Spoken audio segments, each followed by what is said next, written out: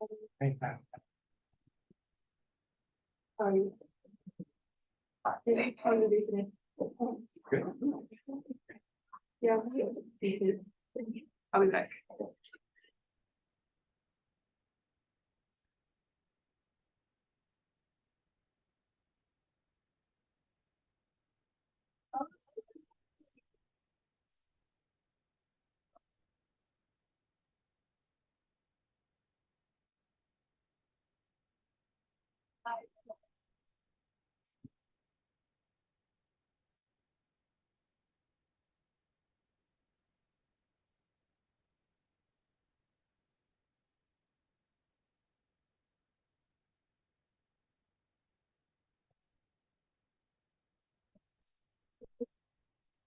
The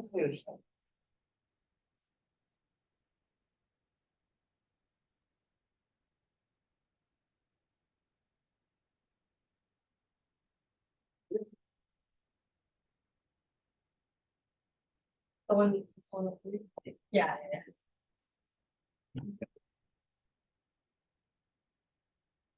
Not really. It's like, I think we're just.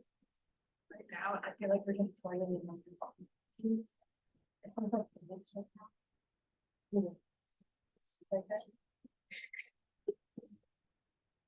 Yeah.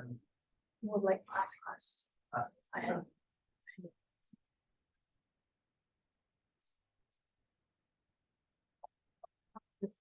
Cheers.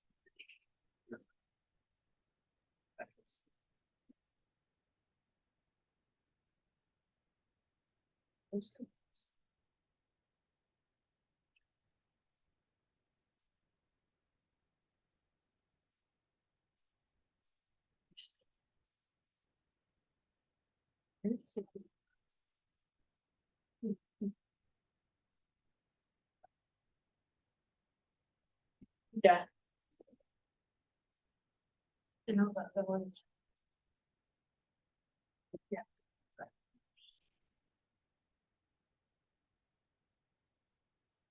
Yeah.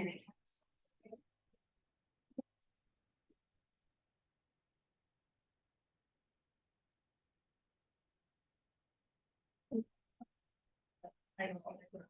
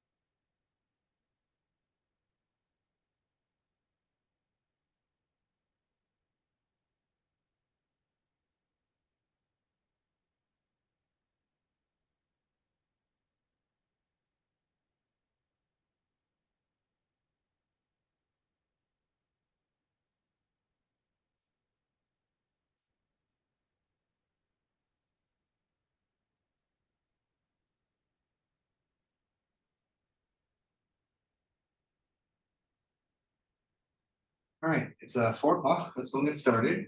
All right, good afternoon, everyone. How's everyone doing today? Good to hear.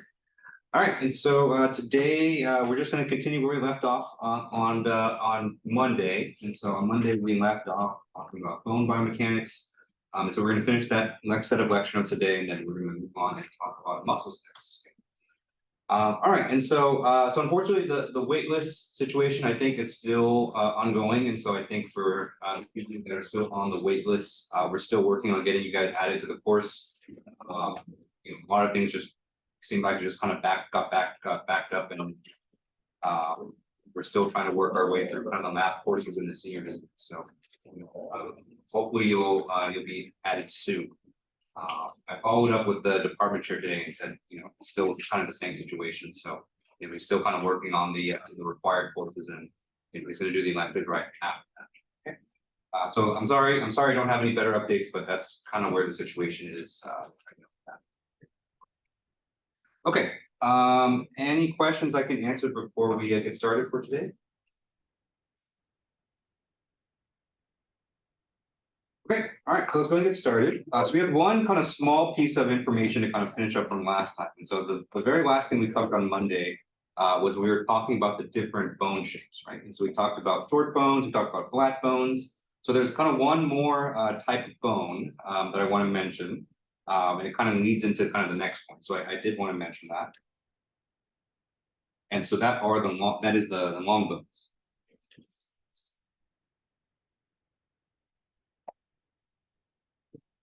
And so the long bones are kind of I call them your stereotypical bones. So when you think of a bone inside a human body, or even a bone for anything, like a chicken bone, anything like that, usually people think of the long bones as these cylindrical, long type bones.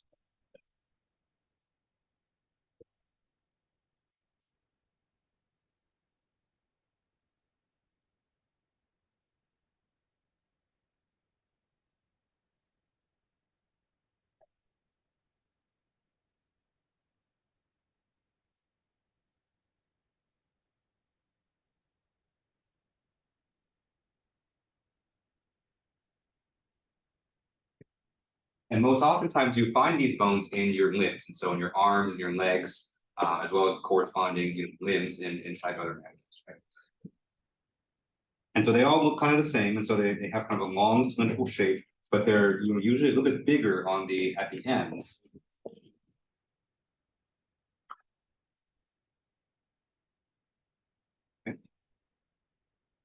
And so, the exact shape at the ends, varies depending on the bone and where it's located, but generally you have bigger ends, just so that it makes it easier for the muscle or the muscles and the ligaments and the tendons to attach to, okay? Because that's generally where they attach.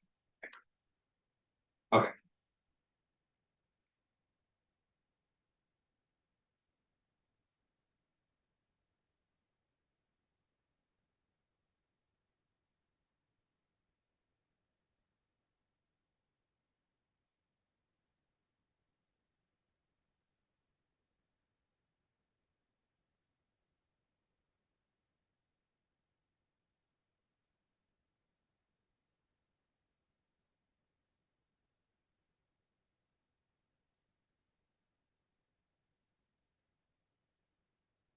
But their most defining characteristic is this kind of long shaft-like shape.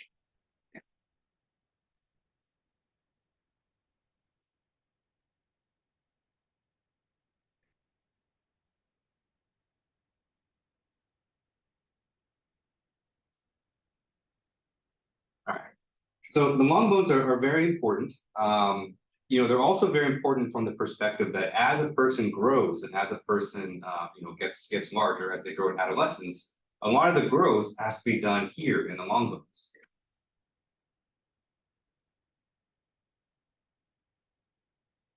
And that growth it occurs in two ways. And so primarily, the way that we interpret growth is that they have to grow longer, right? And so as a person ages, their limbs generally get longer, and so their bones have to grow in length to compensate.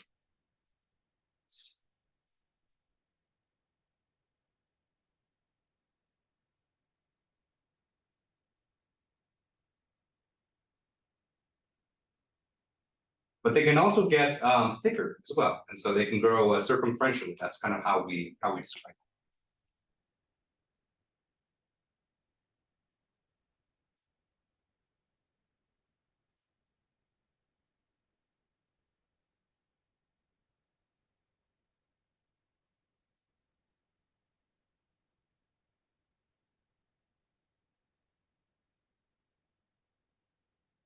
And the main reason why we have circumferential growth is so that you can have more cross-sectional area and thus the bone gets strong. Okay? And so as the body gets bigger and it needs to carry higher and higher loads as the person gets heavier, right? The bones have to get wider in order to make that happen. Okay. And so that leads into my next topic. And so the next topic that I want to talk about is, exactly how exactly do bones grow and develop?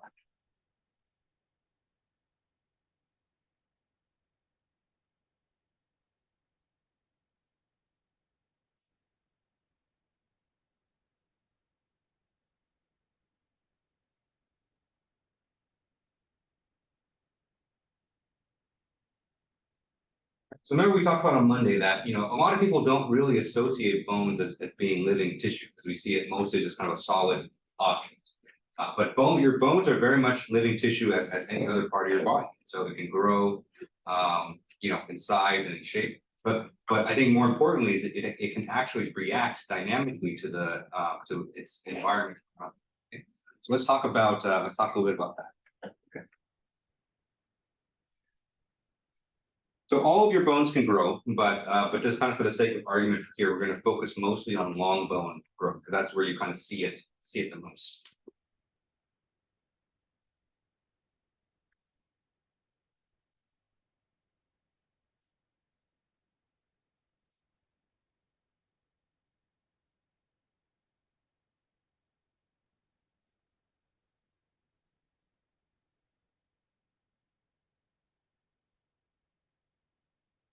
And so just like I mentioned, your long bones can grow primarily in length and width, okay?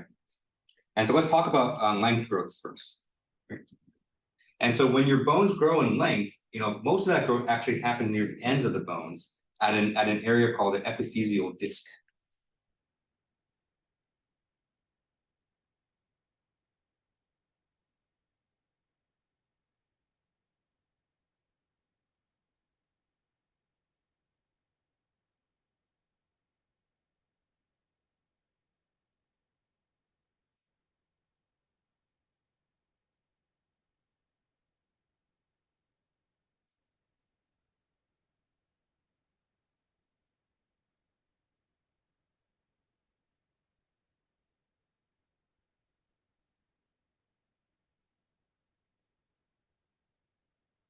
Okay?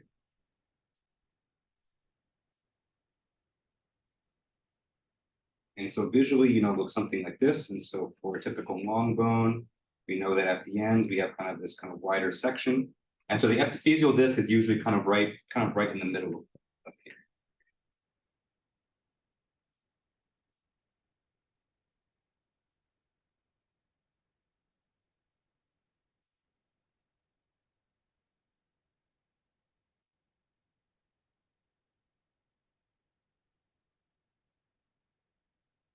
And so the way bones grow is that what happens at the epiphyseal disc is that new bone cells are created here, and then they're added to the end of the bone.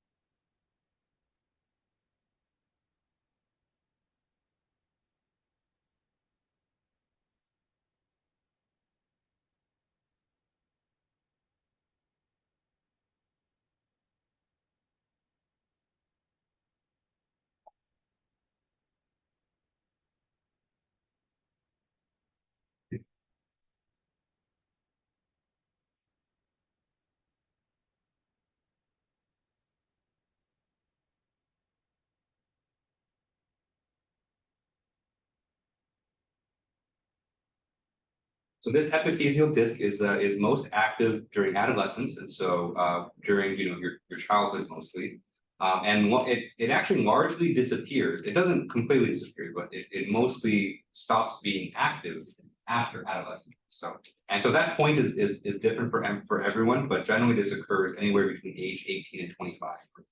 So once people kind of hit that age, then that's generally when we expect people to stop growing. And part of that reason is because this epiphyseal disc in your bones stops being active.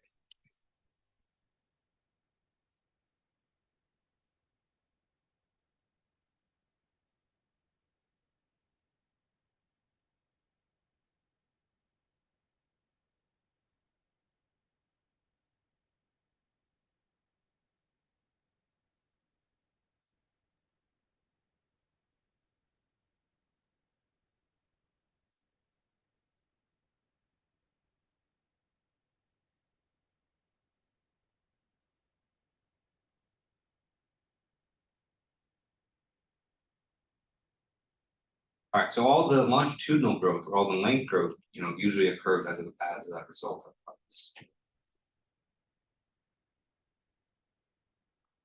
Okay, any questions on this? Okay. Is it actually an actual gap between the bone and the end, or is it just a distant region that?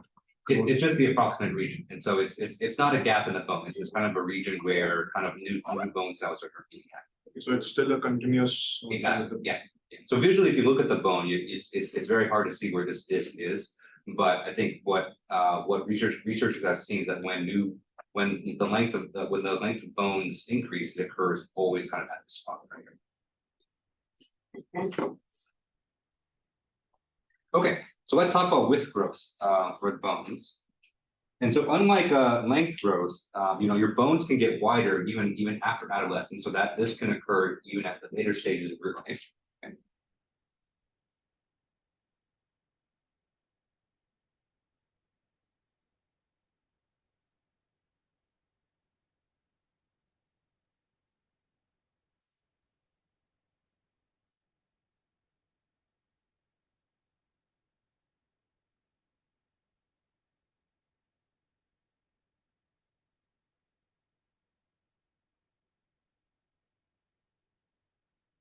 And so it's not like length growth, which kind of has more of an abrupt stop at the end of adolescence. And so your bones can still get wider as you get older, but most of the activity occurs during adolescence. And we'll talk a bit about kind of why that is, because it is linked a little bit to your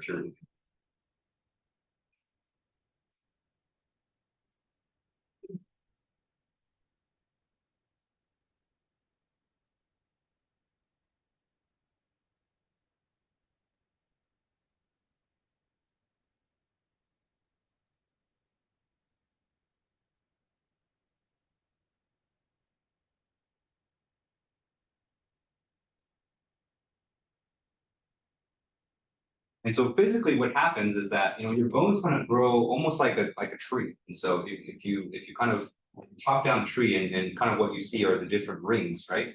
And those rings kind of represent the different ages of the tree as it adds more layers. Your bones kind of grow in the same way. And so so when your bones get wider, new layers of bone cells kind of get added to the outside.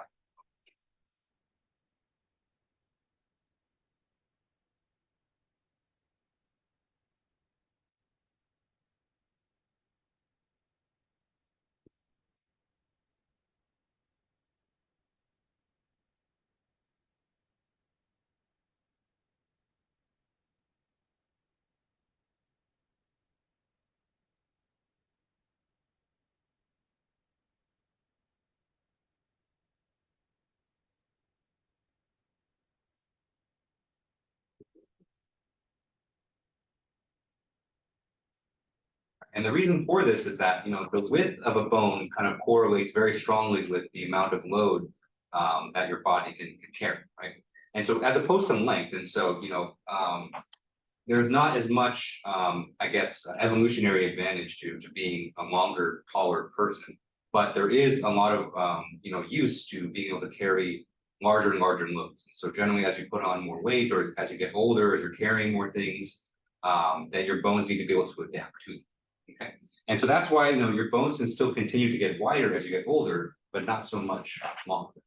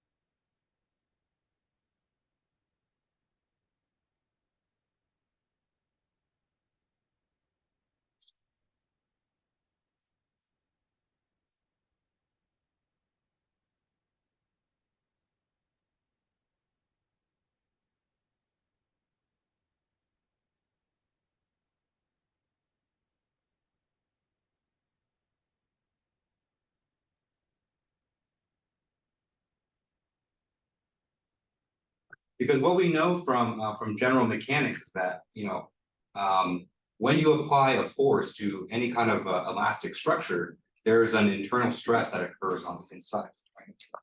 And so we have some kind of internal. So let's just use a tube just as an example, right? And so if we apply a force to this tube,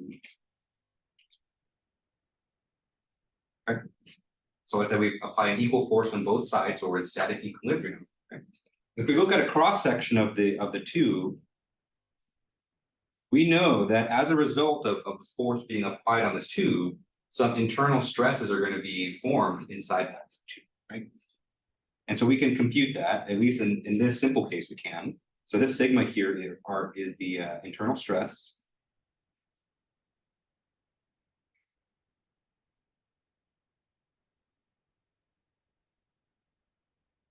And the way we compute that is we just simply take the applied force and we divide it by the cross-sectional area of the structure. Okay.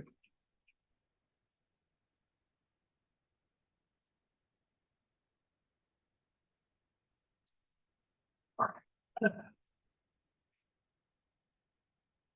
And so a constant theme throughout your entire body, not just in your bones, but also in your muscles, in your blood vessels, all throughout, is this idea of homeostasis.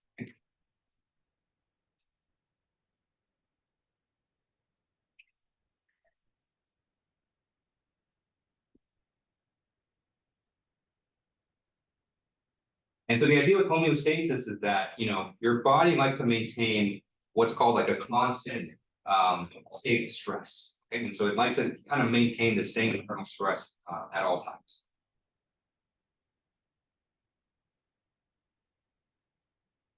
Or I should be more specific. It's not the body itself, but it's more the cells inside your body want to maintain a constant value of stress.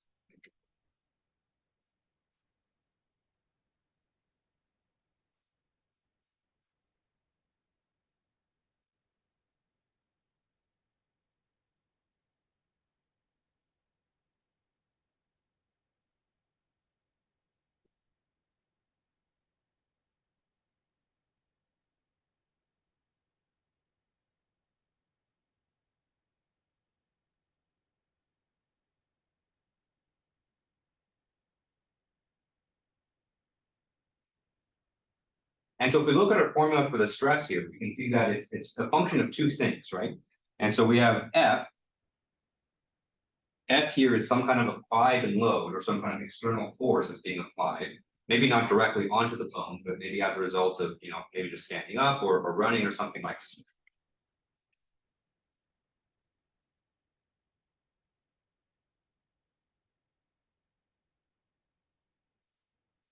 Whereas on the bottom, we have A, where A here is the cross-sectional area of the bone.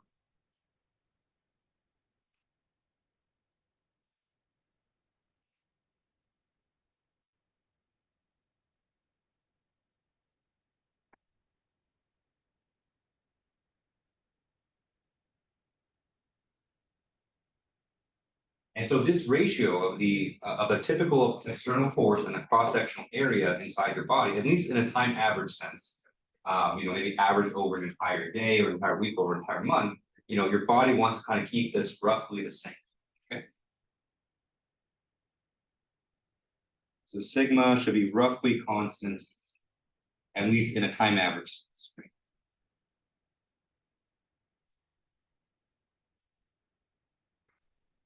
And the reason I put time average is because, throughout your day, as you go through different activities, let's say that, you're either standing up, your bones are going to experience much more stress if you try to, sprint for a mile rather than you just standing up for a lecture. Right? And so, the stress, of course, is going to fluctuate based on your activities.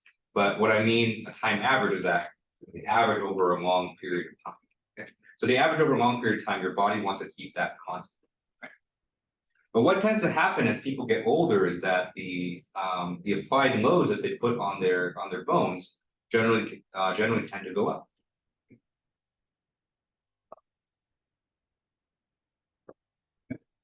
But whether that be through kind of increased job responsibilities, or maybe just other parts of their body are getting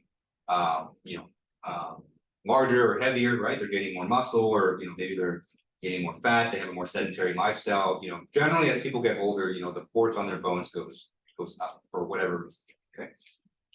And so in order to keep the stress constant, the cross-sectional area for your bones has to go up also to compensate.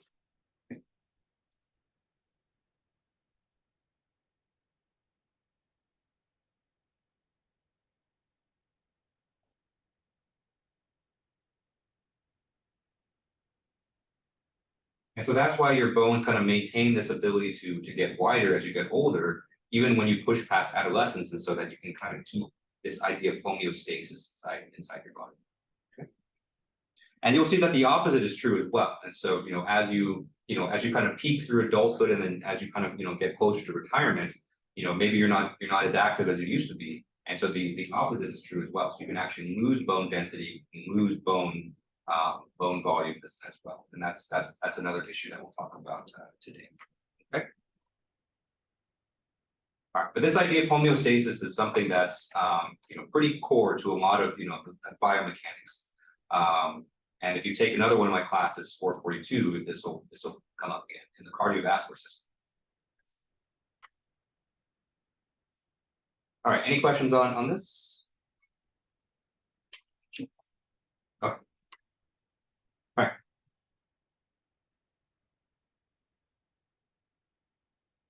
And so as people get even older and older, other biological processes happen in the body as well. Okay.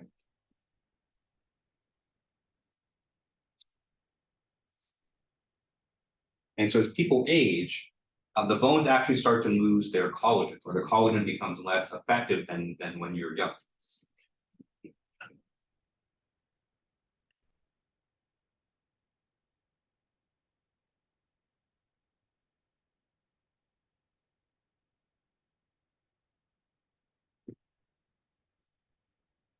I remember we talked about on Monday that collagen is kind of almost kind of gelatinous kind of material that's inside, that's used in a lot of parts of your body, in your skin, in your blood vessels, and in your bones as well. And its main purpose is to add kind of flexibility to the structure. And so as your bones start to lose collagen, they start to get more brittle.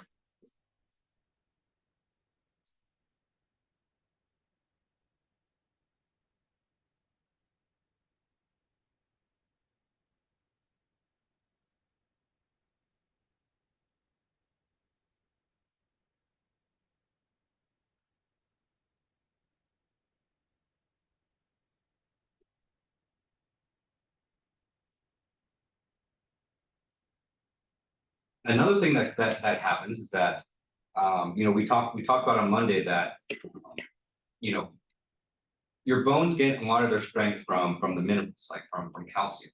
And your bones, the best time for your bones to kind of put on calcium is when you're younger. But once you kind of reach that peak after adolescence, then your bones actually start to gradually lose some of the calcium as well, right? And so it's kind of like a double whammy of bad things that happen to your bones. So they lose collagen, but then they also lose the minerals as well. Okay.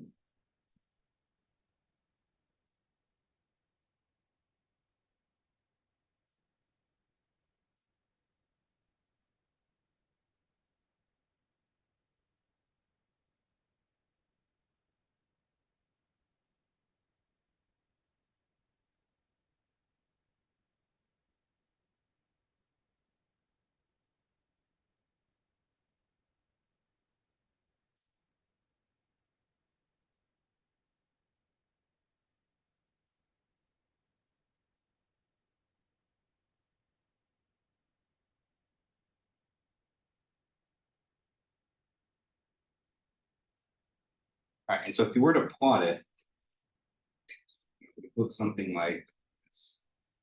And so on the horizontal axis here, I'm going to have time, and this will be measured in years. Okay, so this will be a plot that kind of spans throughout an entire person's lifetime. Okay. And on the y-axis here, I'm going to have kind of the strength or the calcium content of the bones. Okay.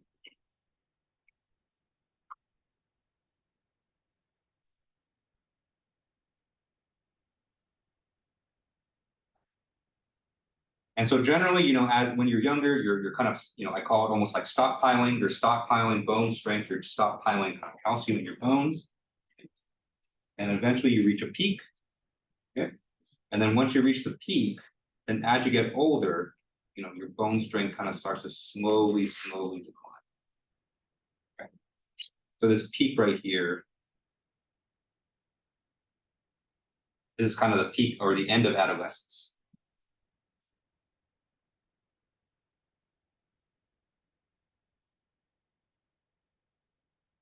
So this is like, any time when you're between 18 and 25 years old.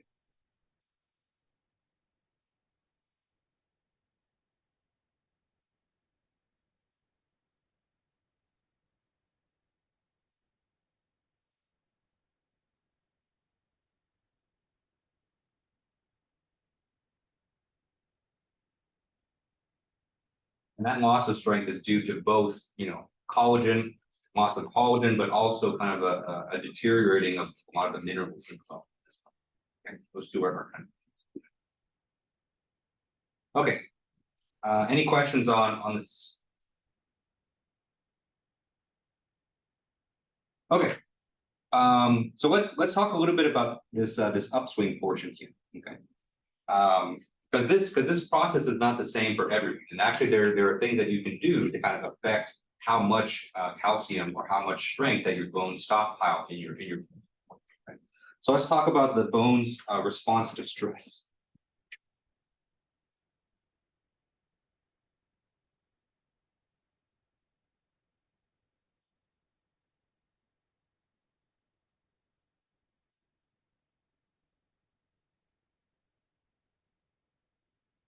Okay. And so, like I mentioned before, your bones are made up of living cells, and these cells can sense the dynamic and mechanical environment around them.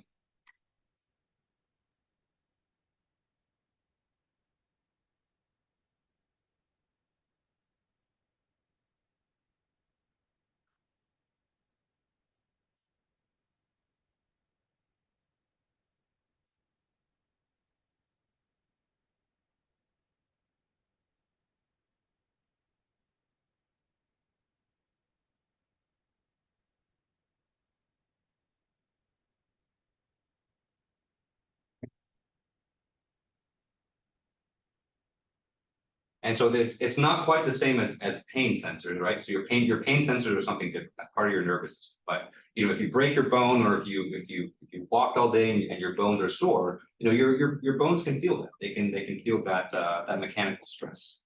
Okay. And more importantly, not only can they sense the mechanical environment, they can actually react to it, and so they can actually change, how quickly they replace themselves, or they can change, whether they are active or not based on their mechanical environment.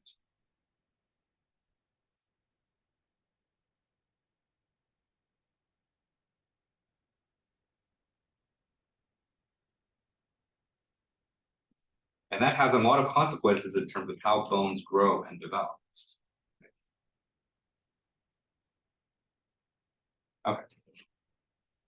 And so we kind of already talked about one example of this, which is, as a person ages, the width of the bone reacts to it. Okay.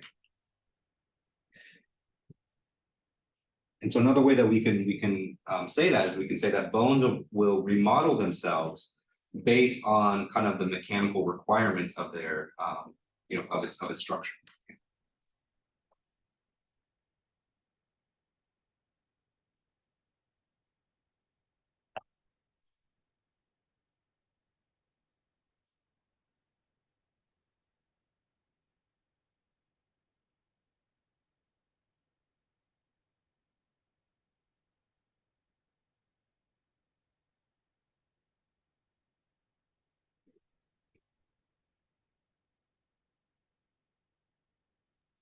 And so by mechanical role, I mean like carry the loads that they need to, or provide enough support or enough structure for whatever movement the body needs to. Okay.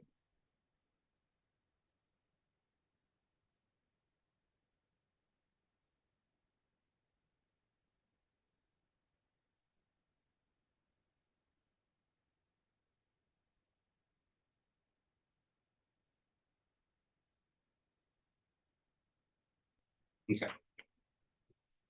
And so I chose the word remodeling because that's kind of the scientific word for it. And so bone remodeling is a process.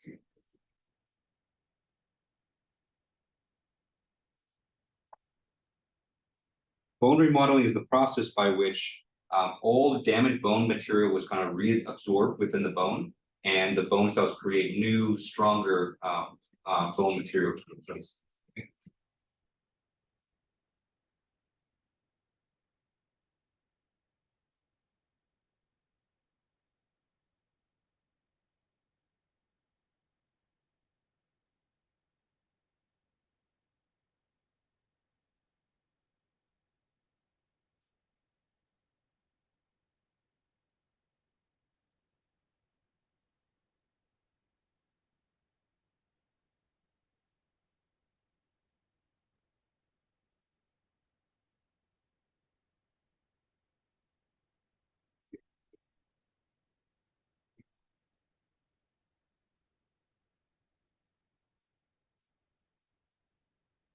And so this is all part of how bones kind of react to stress, right?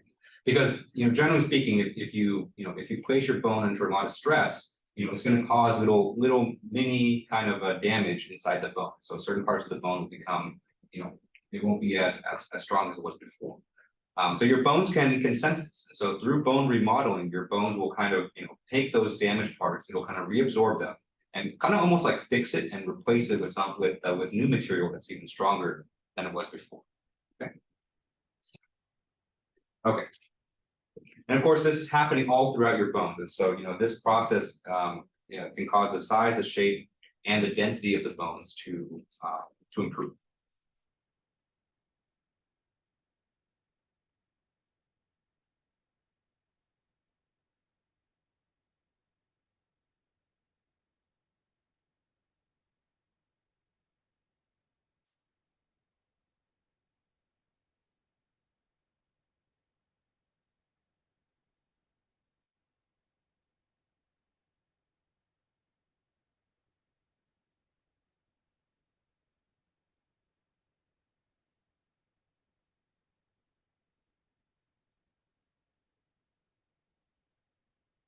Okay. And so this bone remodeling process, or kind of what triggers this in the human body, is of course stress, right?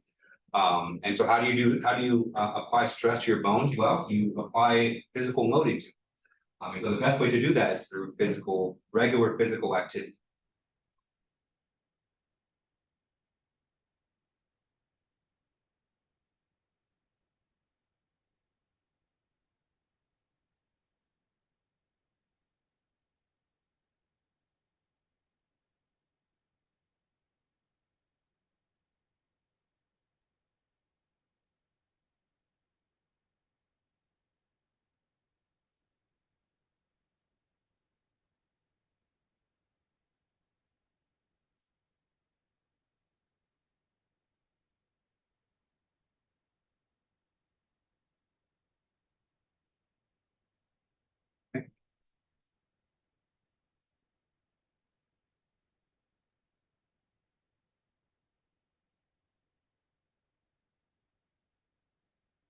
All right, so I think that's generally physical activity is good in general, right? And so we think of physical activity as kind of maintaining your cardiovascular health.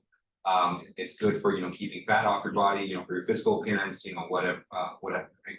But I think people don't really, or they kind of underestimate how good physical activity is for your bone health as well. Because if you don't have regular physical activity, if you don't put your bones through a regular amount of stress, they can actually get weakened. And so this process of remodeling, where the older bone material is reabsorbed and new material takes its place, that process still occurs even if you have a more sedentary lifestyle. Except the second part is not done. And so your bones will kind of reabsorb the old material, but it just doesn't see a need for it to replace it with new material. And so that part kind of is left out. Okay.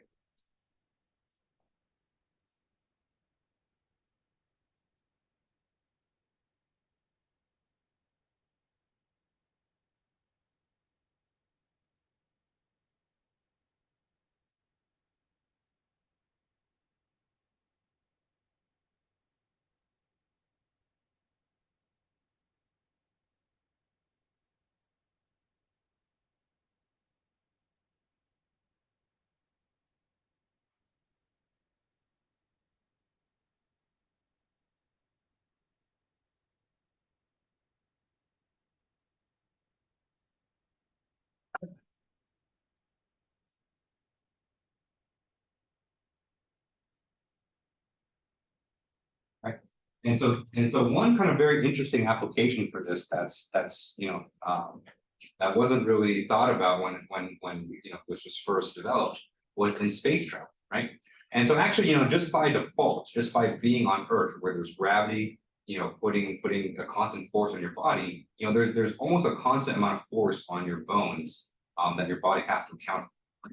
But when you go into space, and so if you're an astronaut, suddenly that gravity force is gone.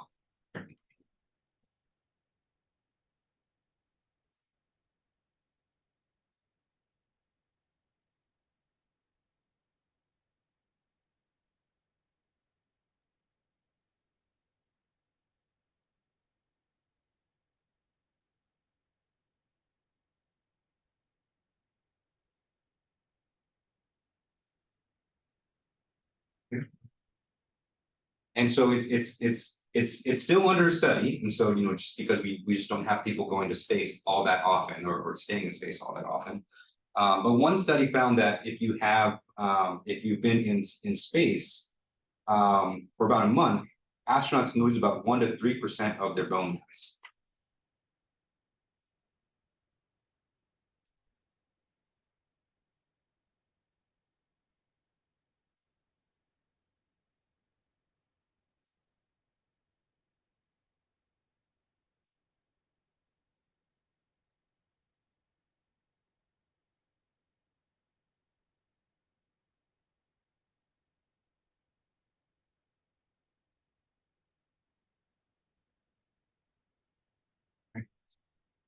And so of course, 1 to 3% doesn't seem like that's that much, right? But if you kind of remember the figure that we drew up here, okay, where your bones are already kind of naturally losing, a lot of strength and a lot of mass over time, right? If you go into space for a month, you kind of accelerate this graph. And so, on the short term, just by spending that 1 month in space, you lose that kind of 1 to 3% of your bone mass. I think the bigger concern is that, what effect is that going to have for the rest of your life? And so, you can imagine that if you're going along just fine, you spend 1 month in space, you're going to have a small dip like this, okay? And so I think it's still being studied whether you're going to continue along this pathway, or maybe you're going to correct itself and go like this. But either way is bad. And so you're going to be dealing with things like osteoporosis or brittle bone disease kind of much earlier in your life than you would have if you had stayed on Earth. And so I think that's kind of one really interesting problem that needs to be solved, before we colonize Mars, as some people think that we can do in their lifetimes. Okay. Any questions on this? Is there an efficiency associated with the reabsorption of the older material by the bone? Like, is it 100% reabsorbed, or is some lost during the process? Yeah, there is some loss during the process, and that's kind of why your bone density kind of goes down with time. I don't know if it's quantified on a per age or per I think there's still a lot of studies to be done, but I think people are thinking that's the main contributor of why you generally lose mass. That process is not a perfect process.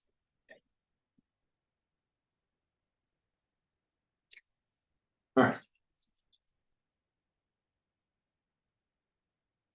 All right, let's talk about osteoporosis a little bit more.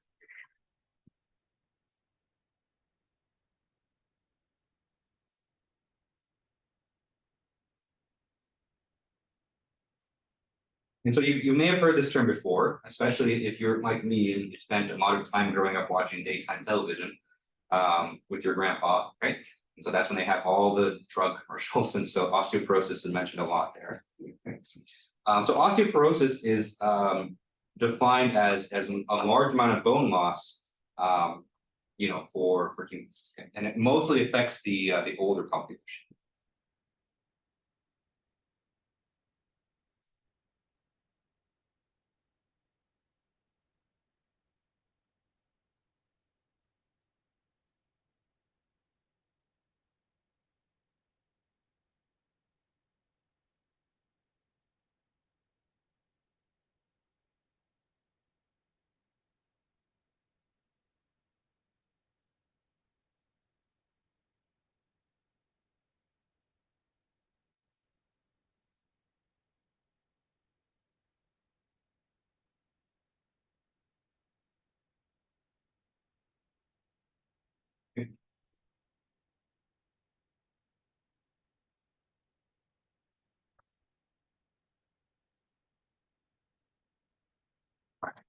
And so for some people, it can progress to a certain point where even doing daily activities can cause a lot of pain and even cause fractures of broken bones. And so it's kind of a big deal. And so there's still, there's still a lot of research being done into it in terms of what exactly triggers it, or what populations are more at risk for it. But just from the data that we have, we know that it affects women a lot more than men.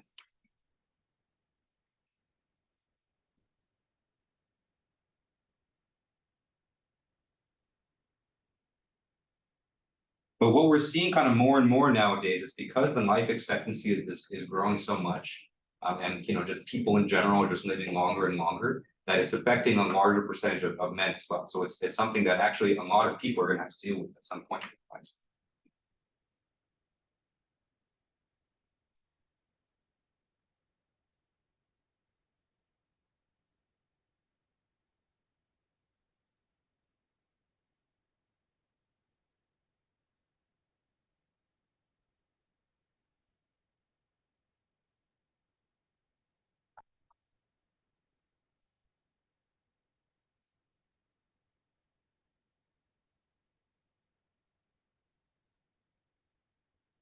And so there are some hypotheses as to why it affects women more. And so one hypothesis is that um, you know um, one hypothesis is that kind of the peak of bone health in adolescence, that peak is generally higher for men than women. So it's not that women have their bone mass decrease at a faster rate. It's just that that peak is higher for men. Right? And so if we were to draw kind of the same graph as before, so you have T, here we have bone mass or bone strength. Okay. So for men, you may have a graph that looks like this. For women, you might have a graph that decreases at the same rate in adulthood, but maybe they reach a lower peak. So maybe they reach a peak that's kind of right here. Okay. But then once they're there, then they kind of decrease at the same rate. And so, this gap is constant, right? And so there's a constant gap between them. But just because they're for whatever reason, they weren't able to pile on as much calcium in their okay, so that's one theory right now. Although I think it's still being studied. And part of the reason it's so difficult to study is that oftentimes we don't really see the effects of osteoporosis until it's too late, right? It's not an acute disease, so it's not something that someone just suddenly gets. It's something that kind of develops over an entire lifetime.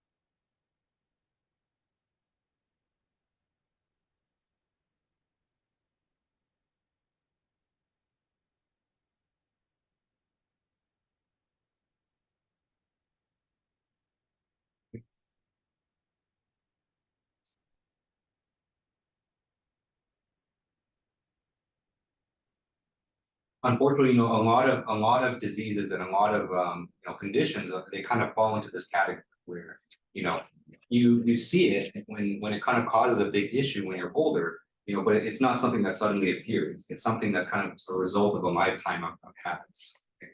And so the best way to prevent osteoporosis when you're older is actually now. And so actually the best, what they always say, the best time to start exercising was when you're young. The second best time is today, right? And so the best way to prevent osteoporosis is kind of maintain an active lifestyle, make sure your bones are still of a healthy, they have good health, and they're getting a regular amount of stress, so you can trigger this kind of bone remodeling process.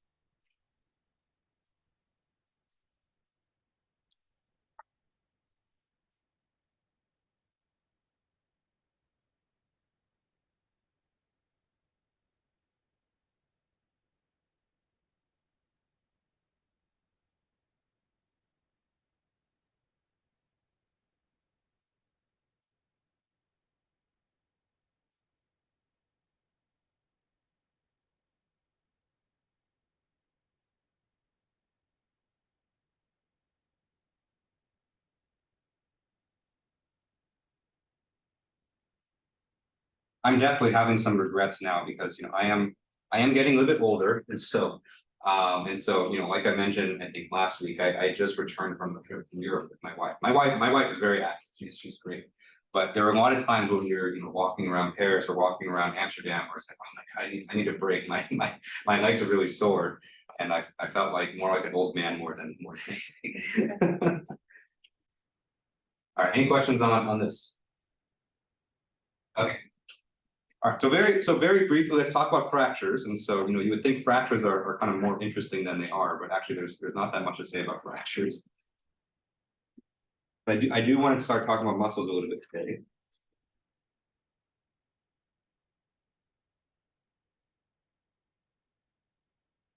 Okay. And so a fracture is probably exactly what you think it is. So a fracture is any kind of break or a disruption in the continuity of a bone.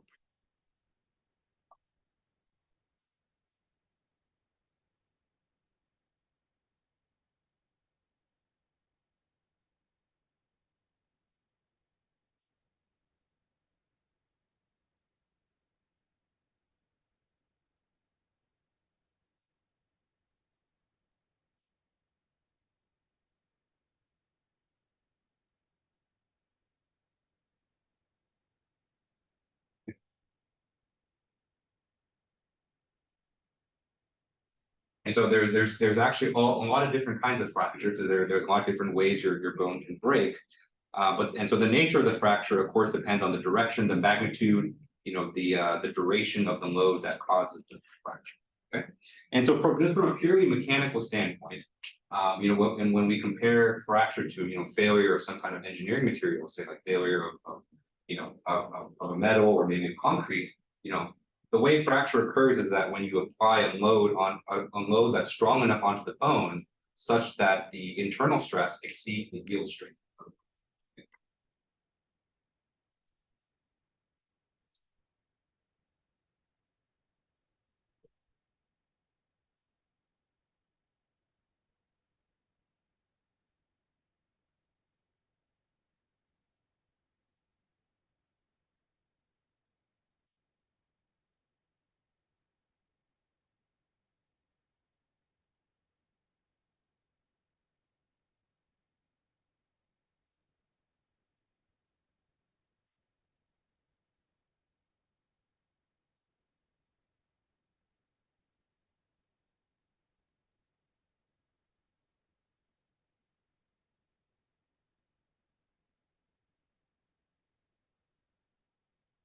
So that's kind of a more you know, it's hard to call it basic fracture because, you know, when you get a fracture it feels anything but basic. It's like kind of pain.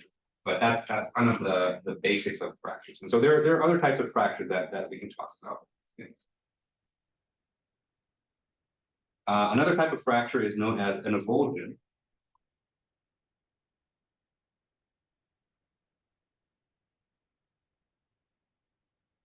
And so an avulsion is a type of fracture that results from a tensile. Okay? And so when you pull the bone apart, or more specifically, you pull your ligaments and your tendons so far in tension with enough strength that a chip, you know, a chip of your bone actually gets pulled off from the bone.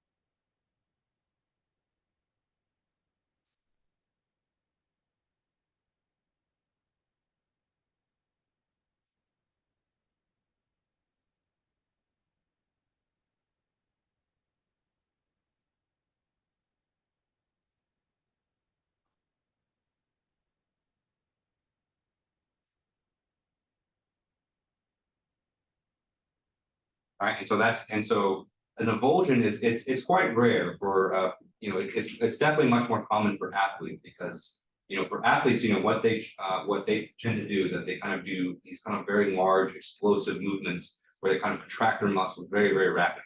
And so that usually is the one, that usually is the effect that causes such a high tensile load that it pulls off, literally pulls off a piece of your bone. But for normal everyday movement, it usually doesn't cause too much issue.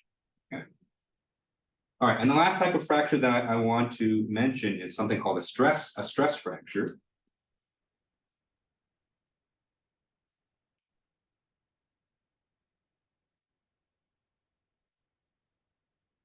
And so stress fracture is probably something that is a term you've heard before.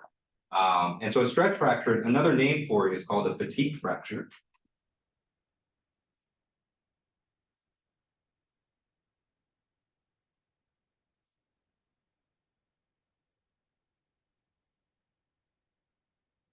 And a fatigue fracture, usually when we think of fractures, we think of very large forces that are being applied on the bone in an instant, and that causes the bone to break. Right? So stress fractures are actually the opposite. So stress fractures are a result of a very long and repeated exposure to usually a small amount of load, but it's repeated so many times that it actually causes your bone to fatigue and it causes a fracture. Okay.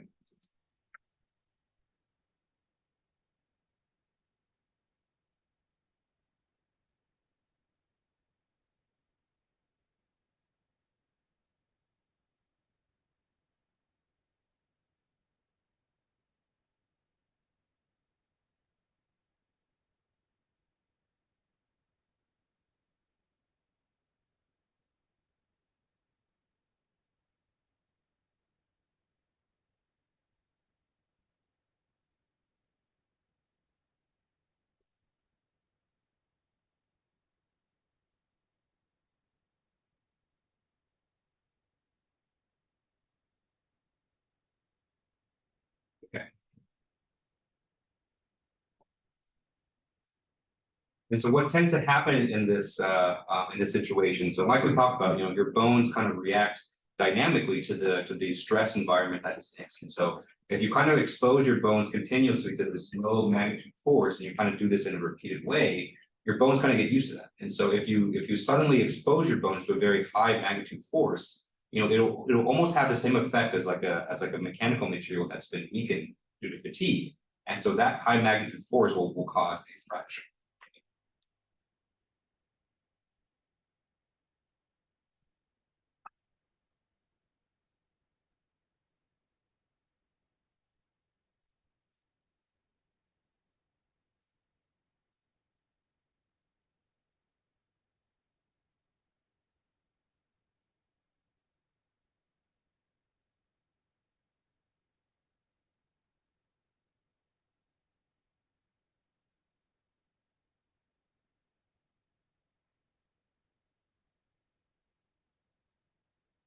All right. So one group of people that are particularly vulnerable to stress fractures are people who like to do cross country or long distance running.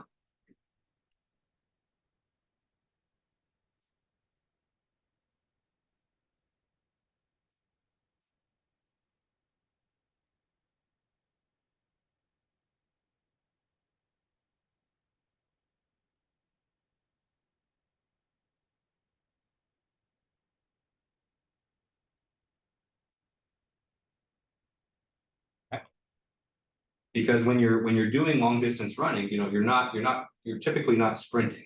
And so typically you're running at kind of a nice even pace, right? Your legs are exposed to this kind of repeated, kind of relatively low magnitude force, right? And your bones kind of get used to that. And then once you kind of expose your legs to maybe you're jumping or you're sprinting, that can cause a stress reaction or stress fracture. Okay. And so people who do running as a very large part of their life, and so people that train a lot, they have to really carefully plan out kind of the duration and the intensity of their workouts so they don't trigger a stress fracture. All right, any final questions on bone before we move on to muscles? Isn't it more likely for a ligament or tendon to tear before it actually pulls off a chip off the bone? Yeah, no, it's a good question. So that does happen more commonly than in avulsion. But sometimes you might have a situation, maybe you're pulling at a particular angle or a particular kind of intensity or particular direction where the ligament actually holds pretty strong in that direction, but then maybe there's a momentary lapse, maybe combined with a stress fracture or something like that, where a bone might be. But yeah, you're right. So like a sprain or like a ligament tear is a lot more common. Avulsions are quite uncommon. They're not as common as sprains. So, and version it will typically occur at the attachment point where the ligament attaches to the bone, right? Exactly. Yeah. And so what can happen also is that the ligament itself gets torn off too. So rather than the bone itself.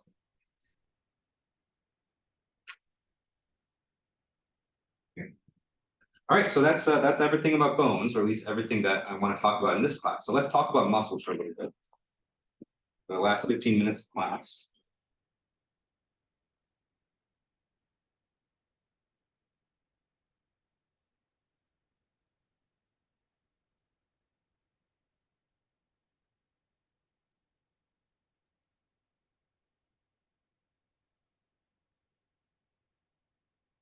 All right.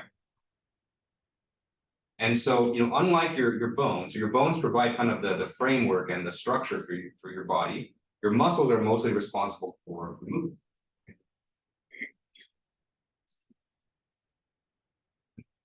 And muscles are very unique in your body. And so, unlike most of the other parts of your body, all the other organs and parts of your body, your muscles are the only ones that can generate a large amount of force.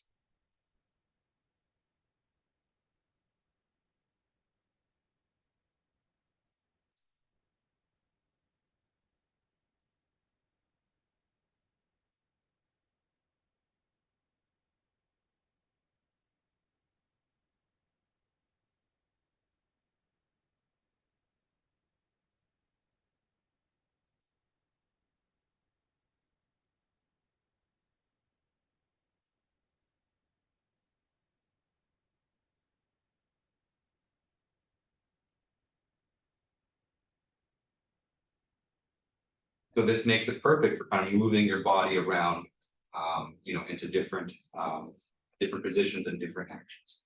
Okay.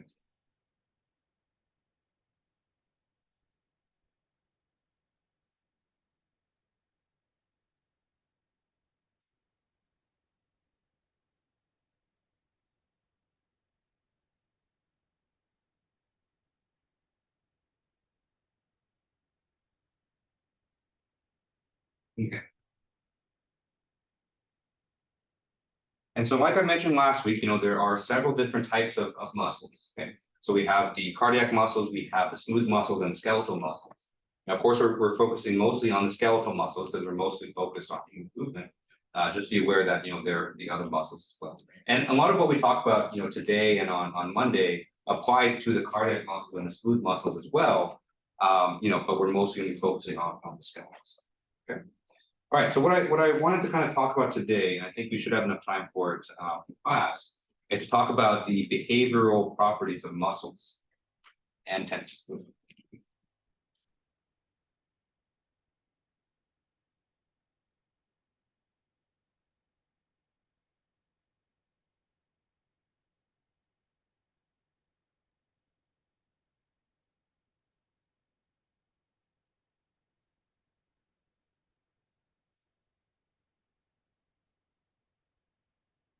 In particular, there are four kind of behavioral properties that that are associated with muscles. Two of which are passive, and two of which are active. We'll kind of go over kind of the difference between those two.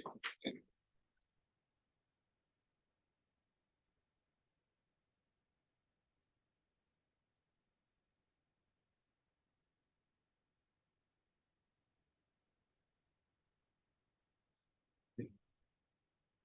So we'll go over the passive ones first, because I think the passive properties are a little bit a little bit more surprising, or maybe not as surprising. That's how easily surprised you are, I guess. All right, so the first one is extensibility.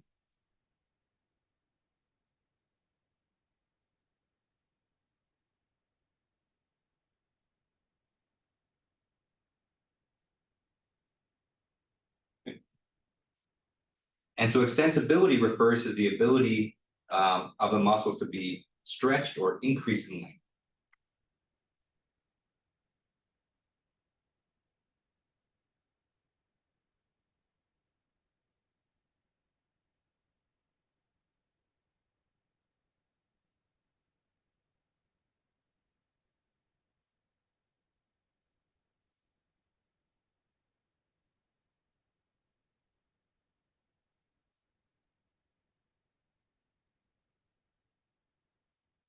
And so number two is elasticity.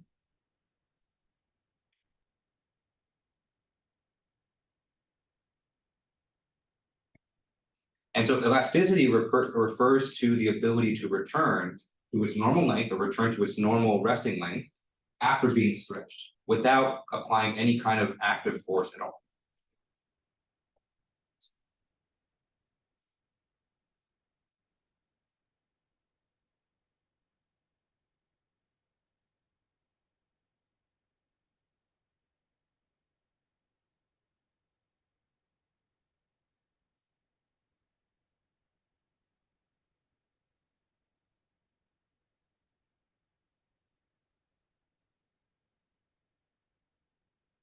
Yeah.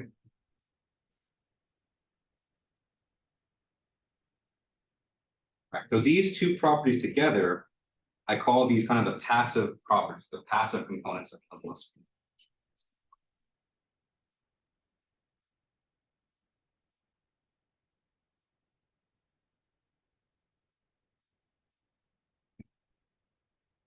Because there's nothing about these two properties that has anything to do with, you know, your muscle generating force. Okay? These are just things that the muscle just does just passively, just by itself, you know, without you know, any additional active component. Okay.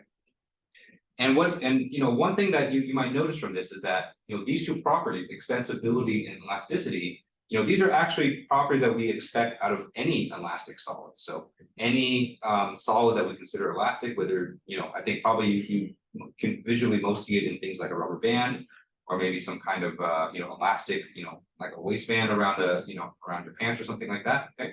And so your muscles kind of share these same properties.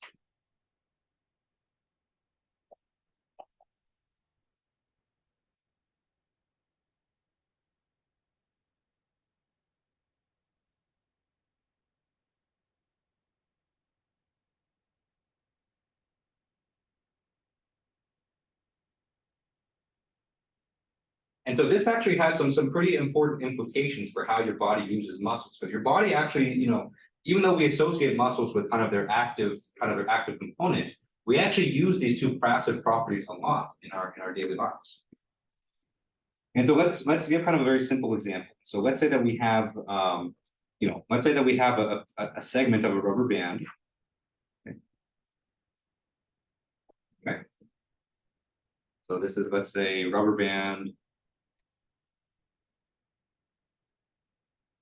at rest. Okay. All right. So let's take this rubber band, or let's take this this segment of rubber, and let's pull on it on both sides in tension. Let's pull. Okay. What do we expect is going to happen when we pull this rubber band on both sides? Right? We generally expect the rubber band to increase in length, right? So just like the first property here, and so the ability to be stretched or increase in.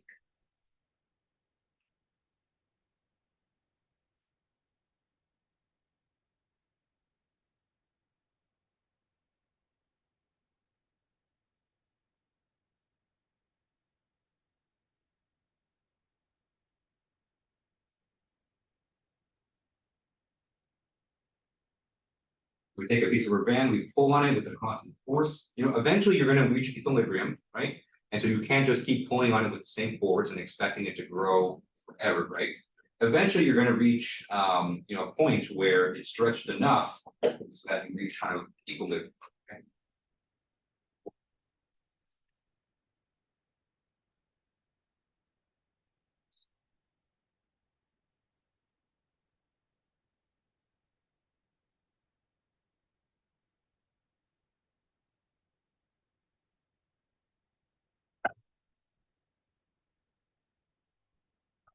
And so the reason you reach equilibrium is that, you know, intuitively we kind of know that as we stretch a piece of rubber more and more, right, it generates some kind of passive force within that material that resists you pulling it more and more. Right? And we know that if we take a piece of rubber band and we let it go, you know, it's going to kind of snap back into its original shape. Right?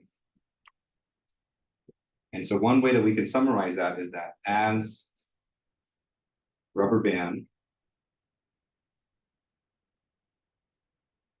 increases in length,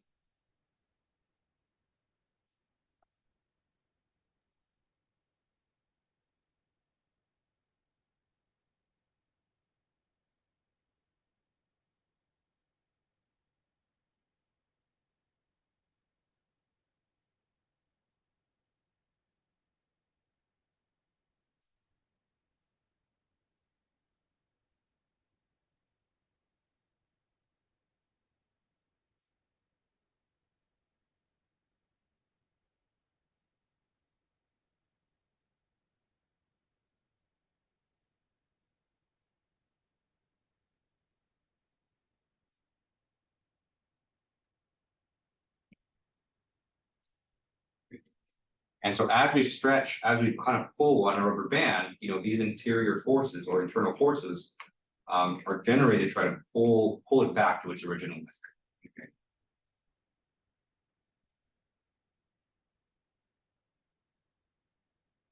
And so your muscles are the same way, right? And so when you stretch your muscles, you know, it's internal forces are developed within the muscles to kind of try to snap it back. Right? And we actually take advantage of this on a regular basis, right?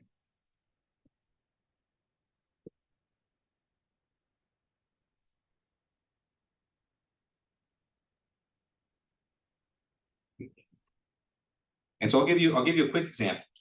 And so if I were to ask someone to kind of stand up in the room right now and try to jump and touch the ceiling, right? How would you go about doing that, right? So you would stand up from your chair, you kind of get into a space where you kind of have more room, and then what would you do first, right? You wouldn't just go from a standing jump, right? You would kind of crouch down and try to jump up, right? To give your body some more movement. And that's something that we just kind of do intuitively. But what we're doing when we're crouching down, so let me just kind of show that here.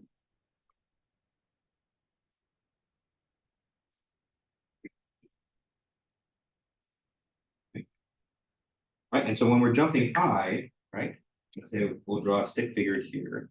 You're going to see a lot of my stick figures throughout the class, and they're going to be all terrible, but bear with me. Okay. Right, so that's someone that's crouching down. Okay. And so the main muscles that you use when you jump are mostly your quadricep muscles. So those are the muscles on the front of your thigh, as well as your calf muscles, which are on the back of your lower leg. Okay. And so what happens when you crouch down? And so when you crouch down, your quadricep muscles here are being stretched, right? Same thing with your calf muscles. And so as your feet kind of bends upwards in dorsiflexion, right? The muscles on the back of your calves are kind of lengthened.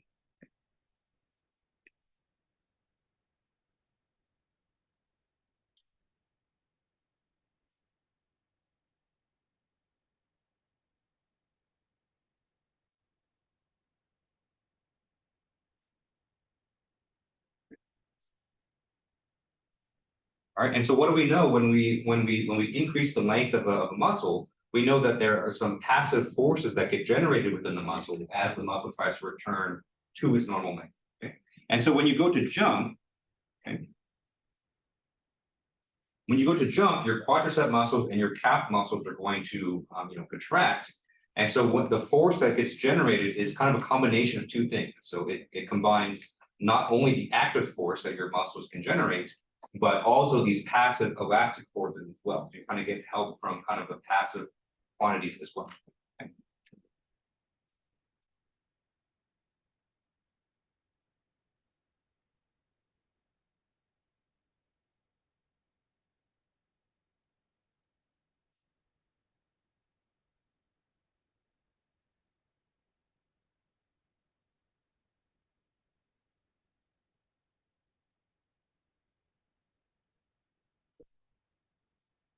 Actually give more force. Okay.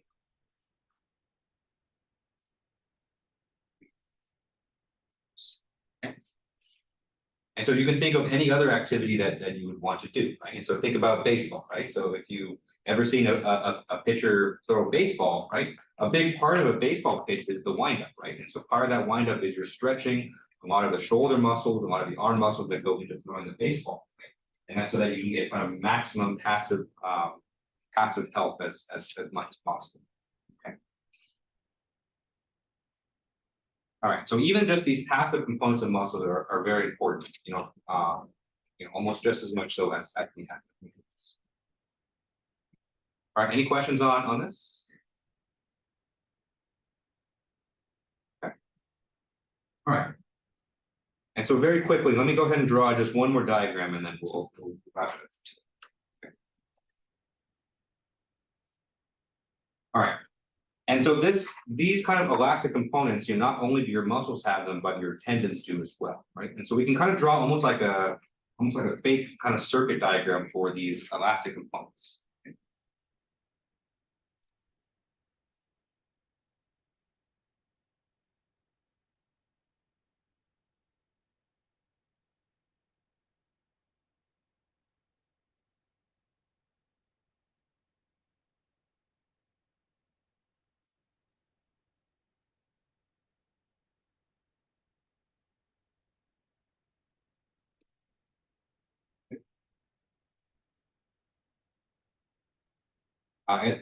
Excuse me, it's more like a spring, like a mass spring damper type. For some reason I saw this, I thought it was a spring.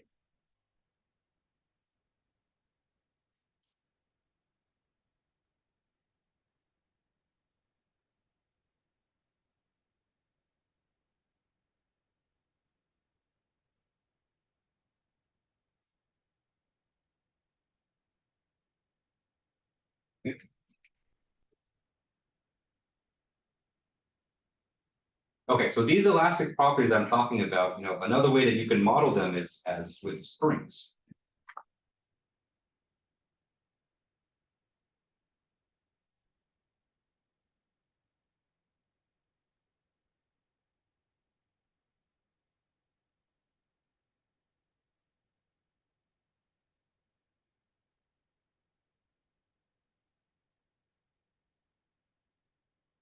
And so you notice I drew two springs here. So there's one that's in parallel. We'll call this the parallel spring or the parallel elastic component. And the other one is in series. Okay? And this other kind of component here, this is the active component. So this is what we're going to talk about on next Monday.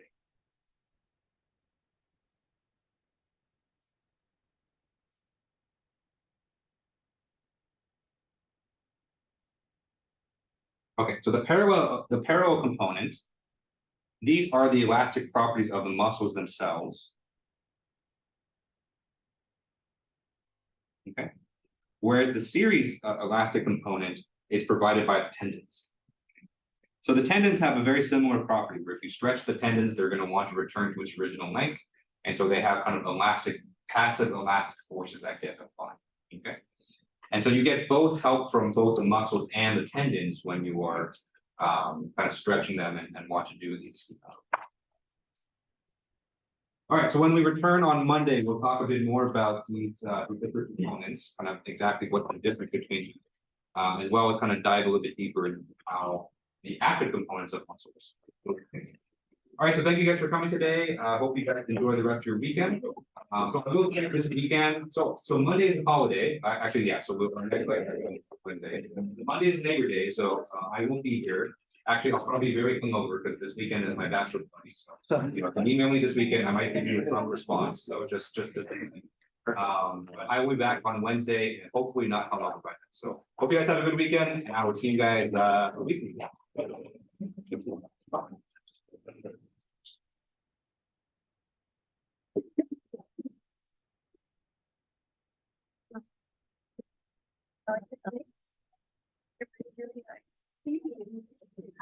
It's crappy. Right, my notes. Thank you. I got married actually a year and a half ago. So we're having our wedding ceremony at the end of this year. Oh, nice. And I actually. Thank you. Yeah. I actually have a question. Text to, from like my own writing to what it looked like in writing. looks so much nicer. Yeah, and I bet you Google, or do you copy paste from the lecture? I think it's like a picture. But From the lecture, or I just put it. One way that you can see is that Just this. Skeleton stuff, screenshot, or have you done your notes yet? I actually haven't done last month yet, and that's why I was gonna do during the break. and so it's a combination of. You're adding- Yeah. Credit. And then your pressure activates Posting them right and there. also actually activates and tracks. That's true. Both those forces kind But of like combine actual to. like content, like especially, oh my. Part of it. Oh, that's like, hard, no. the other- And maybe professor would Actually, do that. anybody. She does, she. Yeah, that's when we. Actually, the better example that I found was the one about elbow. Yeah. When one of your muscle is contracting and the other is stretching, and then the stretched muscle gives you a. Okay. Thoughts. Yeah. So I found that as a better example for this. Oh, yeah. Elastic scenario. That's true. Yeah, that's Yeah. true. Yeah, because then you're not working against. Again, all that. all of that goes into just one thing. Right. Yeah. Okay, great class. This is actually my first class in person, and Oh, yeah? I think I find it much better than That's good, studying good. online. Yeah. Okay, congratulations on your work. Thank you. Have a great weekend. Thank you. See you. See you. Yeah.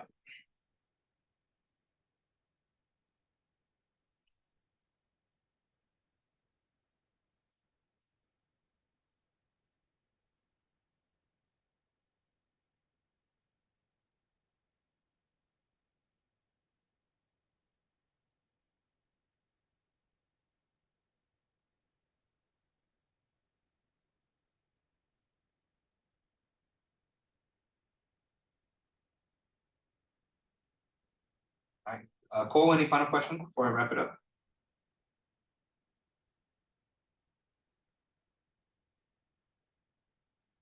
Okay, all right, I'll see you next week.